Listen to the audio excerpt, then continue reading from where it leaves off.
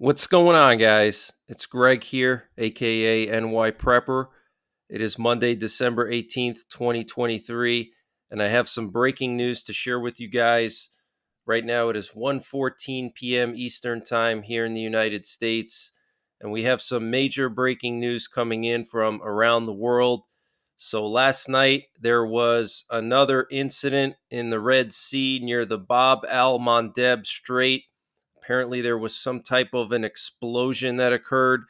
And what you're looking at here is the official incident warning from the UK MTO. And it says here the UK MTO received a report of an incident in the vicinity of the Bab al Mandeb, 30 nautical miles south of Port Makka, Yemen. Master reports a possible explosion in the water 2 nautical miles off of one of the vessel's quarters. Authorities are investigating. So there was an explosion 2 nautical miles off of the side of some type of a vessel. Now, what's interesting is the UK MTO actually pulled this update off of their Twitter page shortly after they released it, and they put out this update instead, and they scrubbed the part about the explosion. I'm not sure if this is the same incident or a different one that occurred 30 nautical miles northwest of the port of Makka. Okay, so two incidents possibly last night, one involving some type of an explosion. And just to remind you guys, in case you missed my emergency alerts over the weekend, the U.S. is currently considering strike options against the Houthis in Yemen. This was confirmed by U.S. officials to Politico.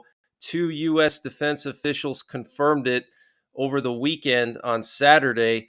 Okay, that the Biden administration is actively weighing options to strike back at the Houthis, and the Pentagon in recent days moved the Dwight Eisenhower Carrier Strike Group from the Persian Gulf into the Gulf of Aden off the coast of Yemen to support a potential U.S. response to attacks. The USS Dwight Eisenhower was in the middle of the Persian Gulf, and now it's very close to the Bab al Mandeb Strait. And there were also three Arleigh Burke class destroyers that entered the Red Sea over the past 10 days or so. Starting on the 11th, the first one came in. Then on the 14th, another one came through the Straits of Gibraltar. And then yesterday on the 17th, the third Arleigh Burke class destroyer came through the Straits of Gibraltar. So at least three more Arleigh Burke class destroyers transiting through the Straits of Gibraltar the last week. Okay, that's a huge sign that the U.S. is preparing to do something. And Defense Secretary Lloyd Austin already confirmed that they're going to be putting together some type of a multi-nation mission, okay, called Operation Prosperity Guardian. And this is going to replace the initial Task Force 153. So they're basically upgrading from a task force to now an operation, okay? Just think of all the military operations in the Middle East over the last 30 or 40 years. They always start with Operation, like Operation Desert Storm. Here we have a recent picture taken from RAF Fairford in the UK over the weekend showing that US B-2 stealth bomber that landed there late last week after doing exercises in the North Sea. So U.S. nuclear forces are on high alert. We moved B-2s to Europe. We moved B-1s to Turkey. So things are getting crazy, guys. They could use these B-2s to launch strikes on the Houthis, on the Iranian militias in Iraq and Syria, and also on Hezbollah. And it looks like Israel might be getting ready to strike Hezbollah early in the new year. And here we have a video of Biden in Wilmington, Delaware over the weekend when a car crashed into a roadblock. So I want you guys to watch this. It's very interesting. A lot of people were thinking that this was kind of weird, the way that the whole situation went down with that driver. So you guys can make up your mind It does seem a little bit weird that this driver would just crash his vehicle into a roadblock. It's just a little bit strange. And then the Secret Service agents didn't really act as if they were responding to some type of an incident. It just seemed very strange, but I'll play this for you guys so you can see for yourself what happened. Mr. President, why are you losing to Trump in the polls?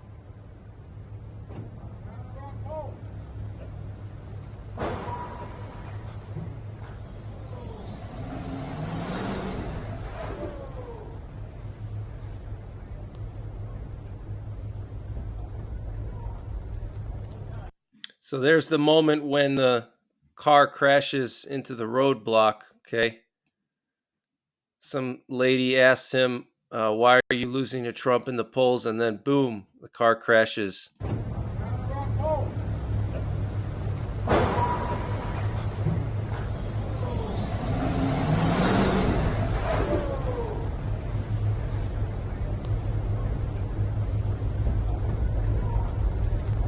And then they rush to get him in, and then you'll see the Secret Service agents here in a moment responding to that vehicle.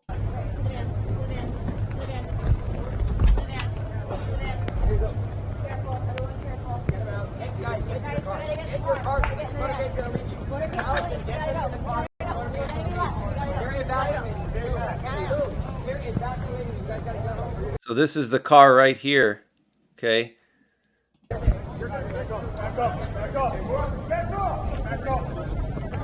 Just seems kind of weird how this officer is standing here without his firearm drawn out. He's just kind of standing there.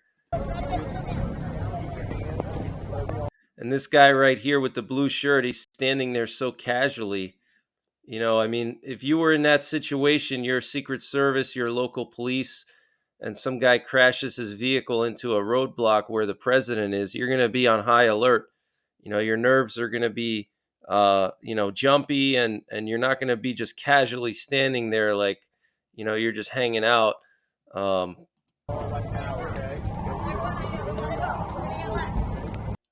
And it's also kind of weird how this guy is able to just walk around and film without the police telling this person to put the camera down, and he's able to get so close to the incident here. I mean, usually in a situation like this, the police would tell you to back up because they don't know, if you're going to attack them or if you're part of some kind of attack or something, and they're just standing there letting this guy with a camera or cell phone, whatever he's using, just get so close. I mean, it just doesn't seem normal. It doesn't seem organic to me.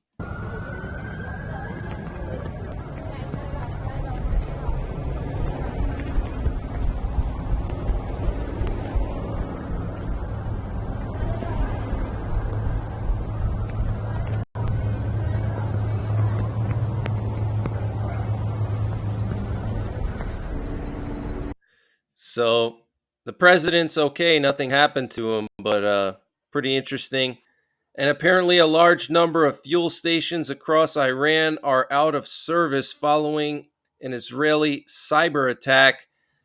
And parts of Terminal 1 at Fort Lauderdale International Airport were evacuated Sunday night following a bomb threat, the Broward County Sheriff's Office confirmed. At about 5:30 p.m., deputies as well as the bomb squad responded to the terminal to investigate the incident.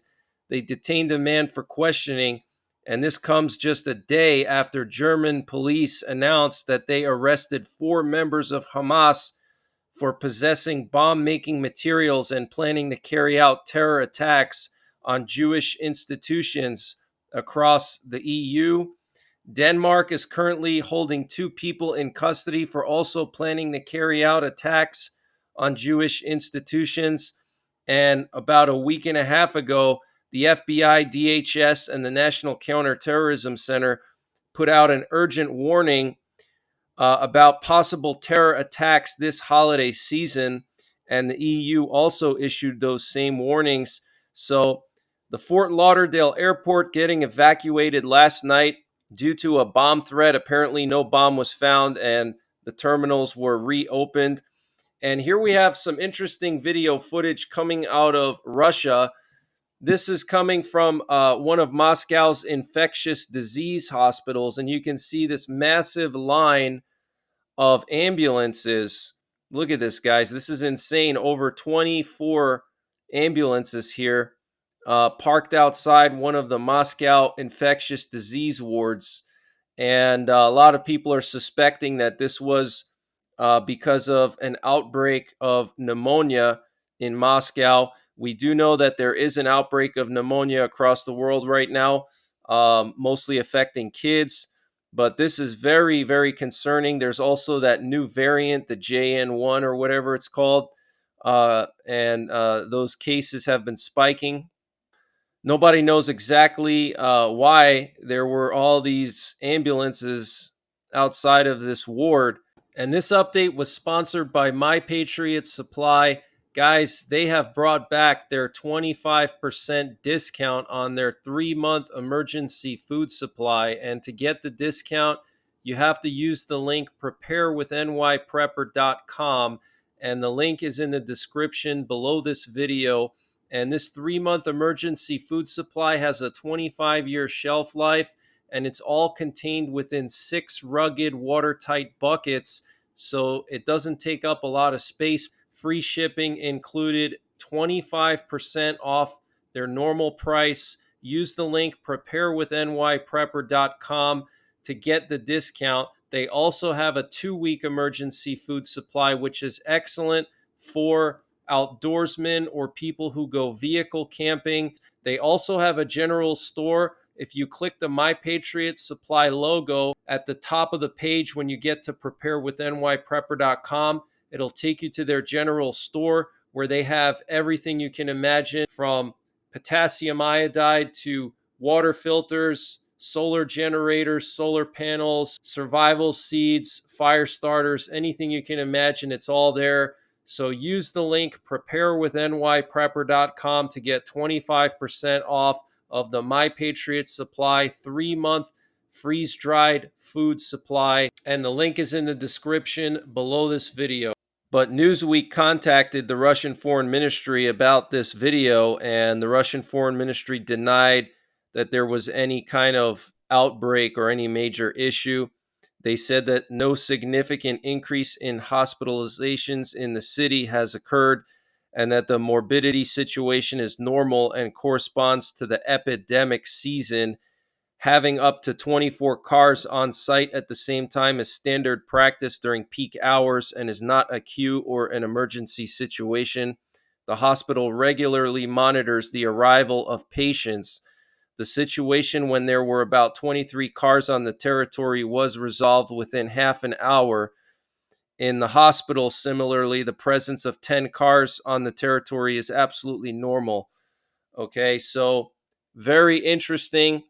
And apparently, Israel is preparing for a military operation against Hezbollah.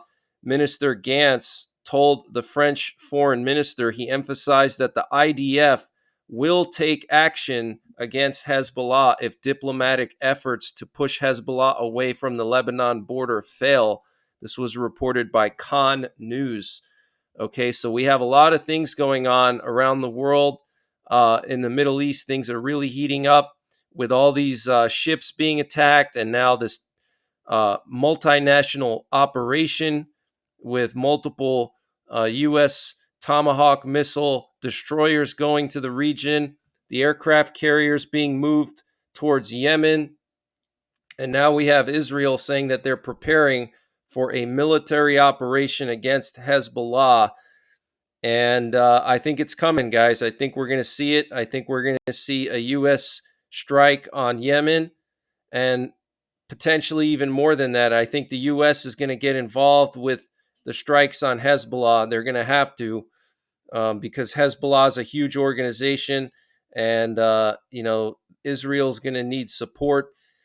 And an IDF spokesman said that as long as Hezbollah is deployed in southern Lebanon, it will be a combat zone. Southern Lebanon residents will feel it. At this point, a broader military conflict versus Hezbollah seems a matter of time. Okay, so very, very strong words there from the defense minister of Israel and an IDF spokesman.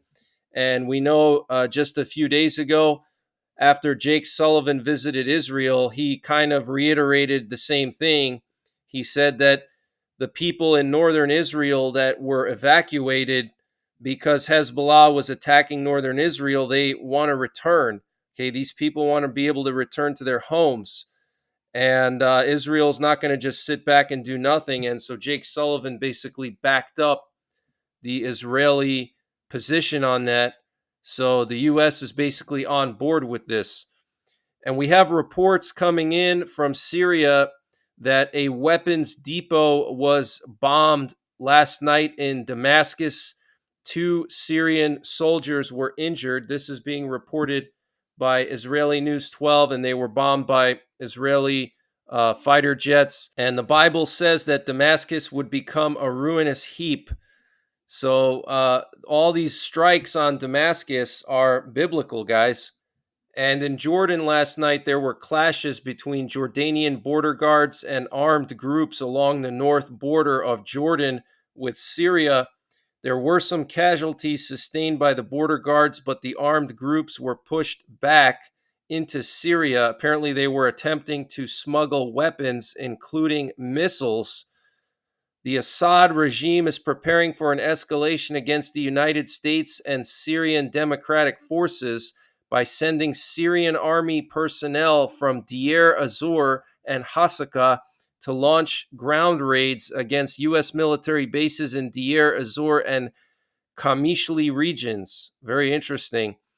And North Korea tested 2 ballistic missiles yesterday. First, they tested a short range missile, then they tested a long range missile a few hours later. And North Korea is on track for a record number of missile tests this year. And they tested a solid fueled ICBM with a range of 15,000 kilometers or about 9,000 miles last night.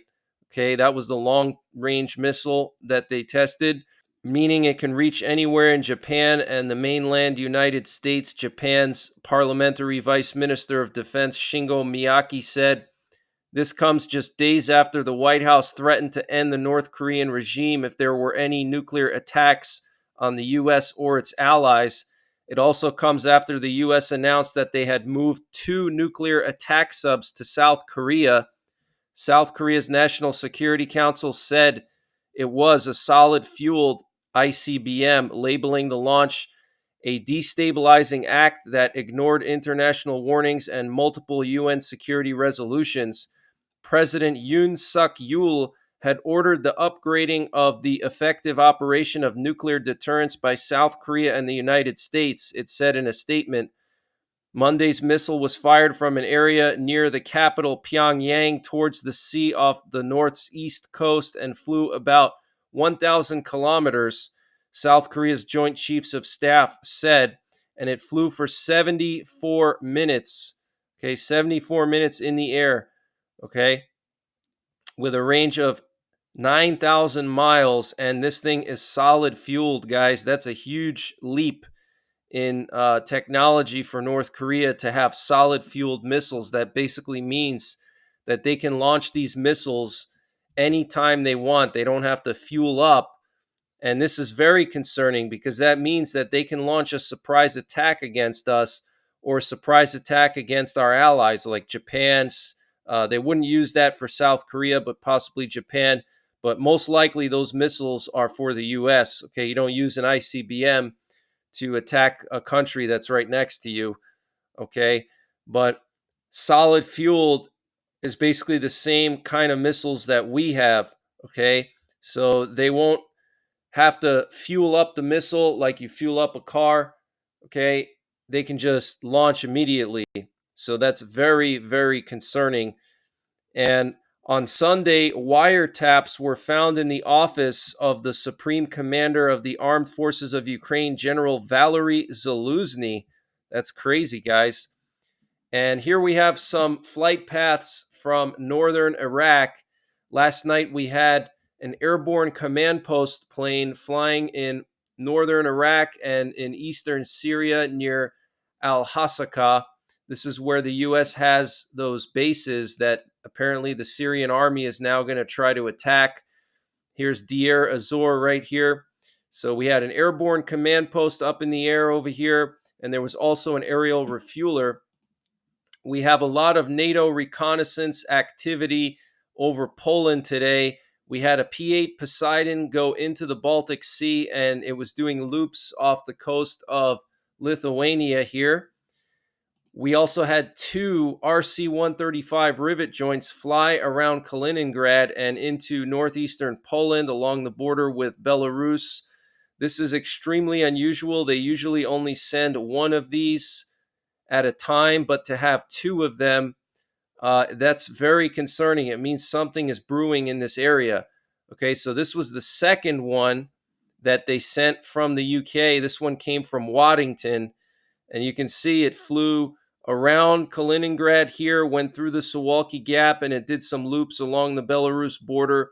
Then it flew along the Russia-Poland border, and then it went back to the UK. And just like 4 hours before that, there was another one, okay, RC-135, and it flew all around Kaliningrad. It did multiple loops off the coast of Kaliningrad and along the Belarusian-Polish border. So this is very concerning.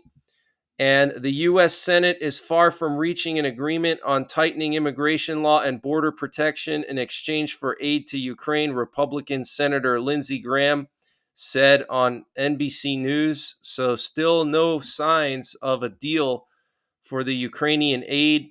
And Irish media has reported that a Russian sub positioned directly outside the entrance to Cork Harbor was chased off by a British helicopter and warship because Ireland doesn't have the ability to do so itself.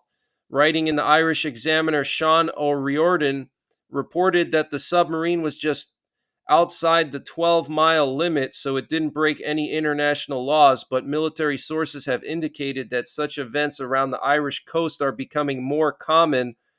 Details of the Russian underwater operation and subsequent British intervention, which took place 6 months ago, have just emerged. Sources are cited in an article saying that as darkness approached, a British helicopter deployed sonar equipment into the water near an unidentified submarine. This action was followed by the arrival of a Royal Navy anti-submarine frigate to monitor the submarine, compensating for the Irish naval ship's lack of underwater surveillance technology. The Russian Navy has discovered an apparent weak spot in the UK's maritime defenses, which is Ireland, whose undersourced navy guards the UK's western flank. According to the Irish Examiner, the Irish Navy's two operational patrol vessels lack submarine detecting capability, leaving the nation dependent on the UK Royal Navy for sub-hunting duties. The Irish Navy has not had a vessel with operational sonar since the 1990s. And North Korea and China have held high-level talks in China to discuss their bilateral ties, state media said Saturday, in what appeared to be a rare visit by a North Korean official to China since North Korea's border lockdown due to COVID. The meeting between Pak Myung-ho, the North's vice foreign minister, and his Chinese counterpart Sun Weidong took place in Beijing on Friday, according to the Korean Central News Agency. President Yoon Suk-yeol on Monday ordered a joint response with the United States and Japan to North Korea's long-range missile launch by using the country's missile information sharing system. Utilizing the real-time information sharing system for North Korean missiles, we have to proactively push for South Korea, the U.S., and Japan's joint response, Yoon was quoted as saying by the presidential office. The president also ordered an immediate, overwhelming response to any provocations by North Korea toward the South Korean territory and people. So, guys, things are escalating on the Korean Peninsula. Okay, they already scrapped the 2018 agreement that was signed under Trump, where North Korea and South Korea basically agreed to pull their forces away from the DMZ. That agreement has been scrapped, and North Korea has now moved their artillery back to the DMZ, right on the DMZ.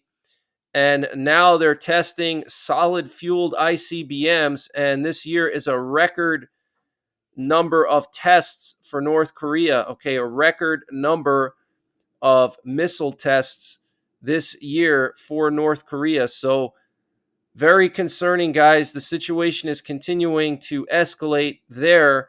And then we have the Middle East, we have Ukraine, we now have something brewing in the Baltic region. So I'm going to continue to monitor all these areas for you and update you. So make sure you're subscribed.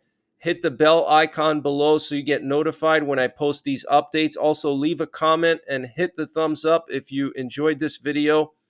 And other than that, take care, God bless, and don't forget the 3 Ps: prepare, practice, and persevere.